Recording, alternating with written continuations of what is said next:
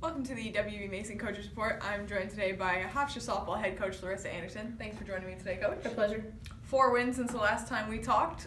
Series sweep of Charleston this weekend, and then a 10-2 run rule victory over Seton Hall last night.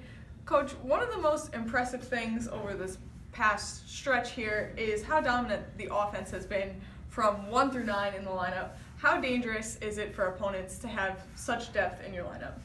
It's tough to throw to because you really can't pitch around anybody because you have someone immediately following that is a threat. It's tremendous to the team. I mean, they're doing an unbelievable job in their pitch selection. Something else that we were looking at just in the office just now is how few of strikeouts that we've had. I believe we've only had 5 in the last 6 outings. So, I mean, that's pretty impressive that we're swinging at good pitches. We're very, very selective. We're drawing unbelievable number of walks, and we're hitting the ball very hard. So, I mean, it's hard to throw to because you really don't know who you want to face because as the lineup continues to go over and over and over again, anybody can hit the ball out of the ballpark and is a threat. On the other side of things, the pitching has been solid all season. Sarah Cornell last night really kind of getting back to her dominant ways, 7 strikeouts. What did you see from her last night as she kind of adjusted back to her more dominant numbers? You know, she was much more explosive. I think the temperature has gotten to her a little bit. It's real tough to throw in 30 degrees. I mean, you can't spin a ball very much, so she's just trying to throw by people and relying on her speed. So we've been concentrating a lot on how she can spin a ball when it is cold, and then hopefully as the temperatures continue to increase, she can have an easier time spinning it. But the biggest thing what I saw yesterday is she was more explosive, and she pounded the strike zone. She dominated the inside part of the plate and really kept Seton Hall off balance.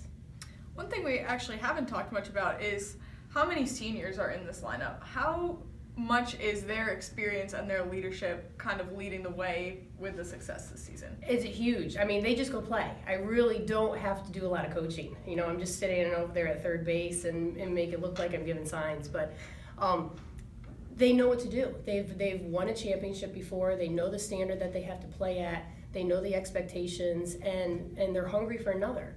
So their mentoring that they're giving to the younger players is amazing.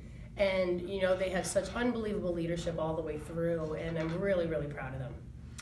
Kind of in the same vein, how do you keep the team from getting overconfident, especially now 9-0 in CAA play, wins in 15 of the past 16 games? How do you keep them from getting too confident? You have to keep them grounded. And, you know, it's easy to do in this program because we pay attention to all the fundamentals and all the details, and we don't worry about who we're playing. We only worry about us.